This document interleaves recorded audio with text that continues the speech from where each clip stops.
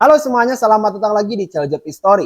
Persib Bandung kemarin melakukan latihan perdana pada hari Selasa tanggal 2 Juli 2024. Dari total skuad yang ada ini baru ada 13 pemain yang sudah join latihan. Tetapi Coach Boyan Hodak ini belum terlihat ya, karena memang kabar terbaru Coach Boyan Hodak ini masih ada di negaranya dan memang harus menjalankan uji kesehatan atau uji medis ya sebelum ia berangkat ke Indonesia. Nah, dipastikan kemungkinan minggu ini Boyan Hodak sudah kembali ke tim karena memang jadwal Persib Bandung bulan ini sebelum melakukan laga perdana Liga 1 musim depan ini kurang lebih ada 4 agenda uji coba yang akan dilaksanakan oleh Persib Bandung sebagai persiapannya ya memasuki Liga 1 musim depan dan juga memasuki Liga Piala Asia di tahun yang akan datang. Karena Persib Bandung statusnya sebagai juara di Liga Indonesia, nah maka Persib Bandung berhak mewakili Indonesia sebagai untuk tampil di Piala Asia. Nah, yang menarik dari latihan perdana kemarin yaitu hadirnya sosok Ahmad Juprianto yang ternyata ini sudah naik jabatan. Yang tadinya Ahmad Juprianto ini pemain, nah sekarang kontrak terbaru di musim 2024-2025, Ahmad Juprianto ini menjadi pemain sekaligus asisten pelatih.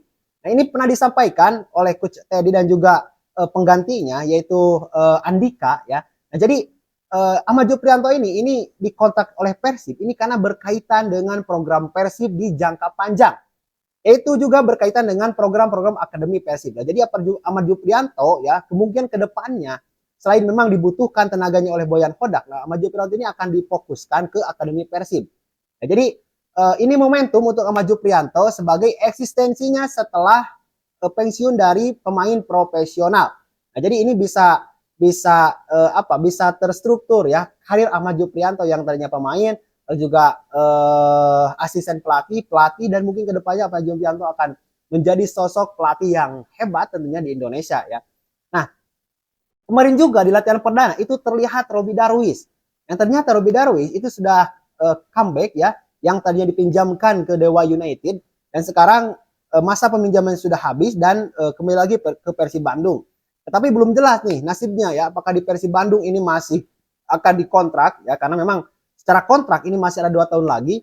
Tapi kemungkinan juga Persib Bandung membuka kemungkinan bahwa jika memang ada tim yang menginginkan Robby Darwish ya, maka Persib juga akan secara terbuka membuka diri untuk melepas Robby Darwish. Tetapi kalau misalnya hemat gua, jadi nanti juga Robby Darwish harus betul-betul mempersiapkan diri karena memang untuk bisa masuk di Persib Bandung itu sangat butuh butuh perjuangan juga ya, jadi tidak mudah. Nah, maka kalau misalnya ada peluang di Persib pada musim ini maka harus dimanfaatkan dengan baik ya kan.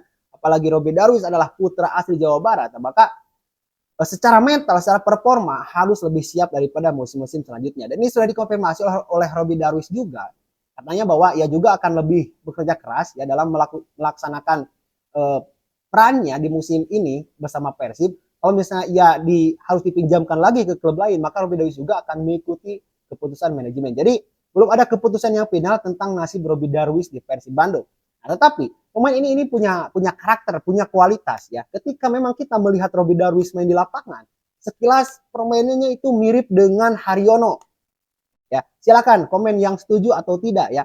Tapi ketika saya melihat Robby Darwish bermain itu mirip-mirip Haryono dan dia juga memiliki kemampuan lain yaitu lemparan bola yang cukup jauh ya. Jadi bisa dimanfaatkan oleh Persib Bandung oleh Coach Boyan Hodak sebagai senjata cadangan mungkin ya atau senjata rahasia Persib ya untuk menaklukkan setiap lawan-lawannya di Liga 1 musim depan.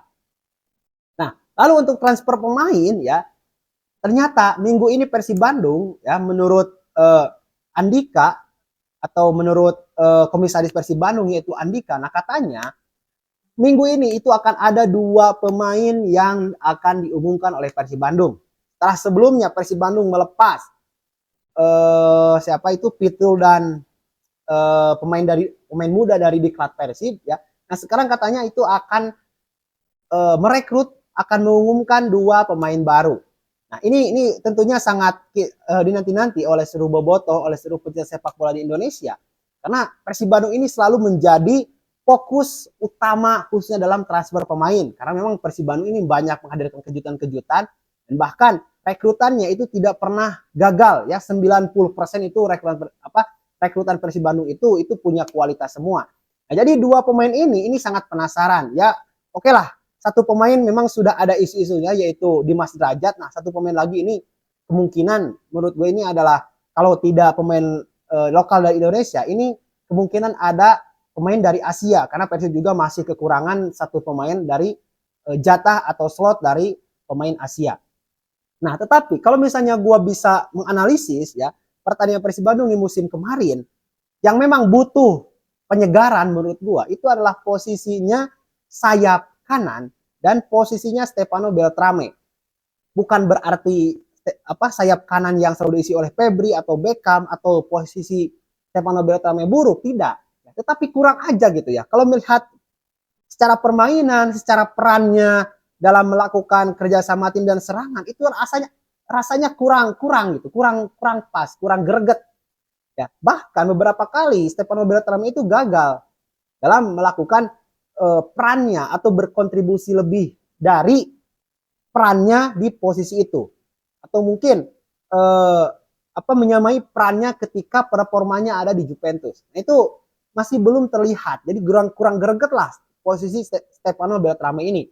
Nah, kalau posisi sayap kanan yang diisi oleh Febri, bukan berarti Febri jelek, tidak juga. Bahkan kemarin di Liga 1 sisa musim 2 kemarin atau leg kedua kemarin ya, sebetulnya Febri pun sudah bisa beradaptasi, tetapi tetap aja rasanya kurang aja gitu. Nah, mungkin ini bisa menjadi evaluasi juga ya untuk manajemen Persib bahwa menurut gua dua posisi ini adalah posisi yang paling penting untuk diperbaiki ya.